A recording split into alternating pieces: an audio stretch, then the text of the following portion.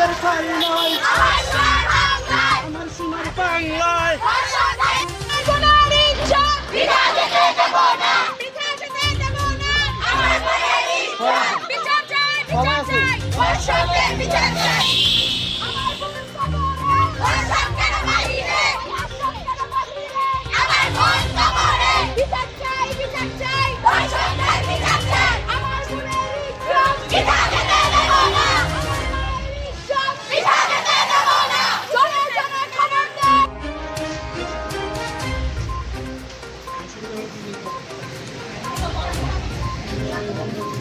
দেবীদের যাতে এরকমটা না হয়, এখন তাদের দাবিগুলো শুনছেন কিনা?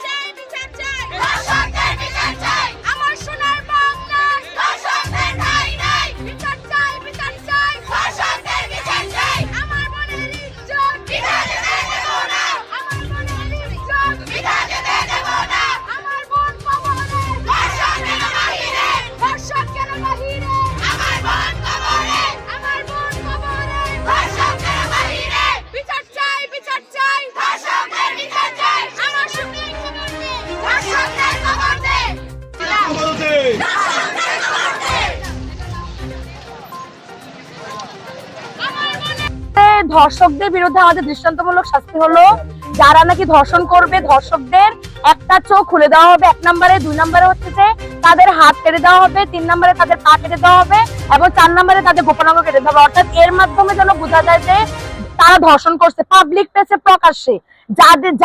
যাকে ধর্ষণ করবে সে যদি বেঁচে থাকে তাহলে অবশ্যই তার সামনে তার পুরো পরিবার, পুরো জনগণের সামনে এই শাস্তিটা দেওয়া হবে। বর্তমানে আমরা দেখতে পাচ্ছি যে বিগত যে কিছুদিন ধরে কিন্তু ধর্ষণের যে পরিমাণটা এটা বেড়ে যাচ্ছে এবং এই ধর্ষণের কারণে আমাদের যে মা বোন আছে তারা কিন্তু স্বাধীনভাবে এবং নিরাপদভাবে চলাফেরা করতে পারছে না। এমন বর্তমানে আমাদের দেশে 4 বছরের একটা শিশুও নিরাপদ না। আমরা এমন একটা দেশে বসবাস করি যেখানে আমরা গত কয়েকদিনে অতিরিক্ত ধর্ষণের ঘটনা দেখতে পাচ্ছি। একটা ইন্টারভিউতে কিছু মেয়েদেরকে জিজ্ঞেস করা হয়েছিল, পৃথিবীতে যদি পুরুষ মুক্ত করে দেওয়া হয় তাহলে আপনি কি করবেন? শুধু একজন বলেছিল যে আমি আমার বাবাকে মিস করব, বাকি সবাই রাতে ঘুরে বেড়াতে চেয়েছিল, রাতের শহর দেখতে চেয়েছিল। তারা শুধু নিজের একা বাঁচতে চায়, তারা পুরুষবিহীন একটা সমাজ কেন চায়? স্বাধীনভাবে বাঁচার জন্য। আমার বাবাকে অনেক ভালোবাসে।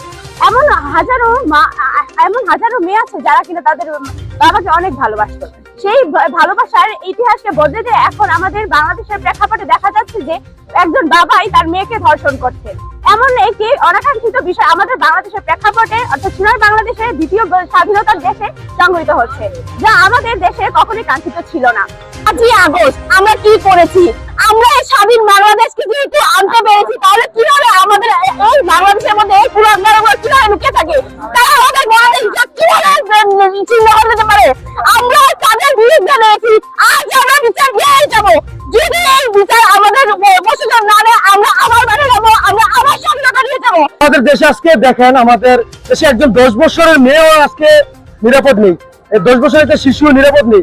কিভাবে 45 বছর বয়সে একজন বাবা হয়ে একজন 10 বছরের শিশুকে ধর্ষণ করে? আমরা এটার বিচার চাই। দেখুন, এই যে আমাদের রাস্তায় নামা, আন্দোলন করা কিংবা থানায় এসে মামলা দায়ের করা, এই উদ্দেশ্য কিন্তু কেবল একজন ধর্ষককে কেবল শাস্তি দেওয়া তা নয়। আমরা চাচ্ছি যে আজ থেকে আমাদের প্রতিটা মা, প্রতিটা বোন রাস্তায় নির্বিঘ্নে চলাফেরা করবে। যখন সে কোচিংয়ে যাবে, স্কুলে যাবে, প্রাইভেটে যাবে, তখন তার বাবা মাকে গালে হাত দিয়ে ভাবতে হবে না যে কি যে হয়, কি যেন না হয় বা কি হয়, এরকম কিছু একটা। আমরা যে হাত কেটে দেওয়ার দাবি করছি, পা কেটে দেওয়ার দাবি করছি কিংবা চোখ তুলে নাও বা যে শাস্তির দাবি করছি, অনেকের মনে হতে পারে যে এটা তো বাড়াবাড়ি হচ্ছে না। হ্যাঁ, না, এটা কিন্তু বাড়াবাড়ি হচ্ছে না। কেননা আমাদের দাবি অত্যন্ত যুক্তিসঙ্গত। কেন যুক্তিসঙ্গত? কেন বাংলাদেশে কি আর কোনো ধর্ষণ হয়নি? হয়েছে, আন্দোলন হয়েছে, অনেক ধরনের মামলাও হয়েছে এবং অনেক আইন কানুনও আছে, কিন্তু আমরা কি ধর্ষণ করাকে ঠেকাতে পারছি না। কেন? কারণ আমাদের জনগণের মধ্যে কোনো সচেতনতা নেই। আমাদের কোনো না কোনো মা, কোনো না কোনো বোন, কোনো না কোনো ভাই, কোনো না কোনো বাবা আজ নিরাপদ নয় বাংলাদেশে। আমরা 1952 সালে দেখা গেছে যে আমরা ভাষার জন্য আন্দোলন করছি, 1971 সালে আমরা স্বাধীনতার জন্য আন্দোলন করছি, 2024-এ আমরা দেশ সংস্কারের জন্য আন্দোলন করছি। তার থেকে আমরা কি পেয়েছি? আমরা কি আদৌ স্বাধীনতা পেয়েছি? আমরা নামে স্বাধীনতা পেয়েছি, কিন্তু আমরা কার্যক্রমে কেউ স্বাধীন নয়।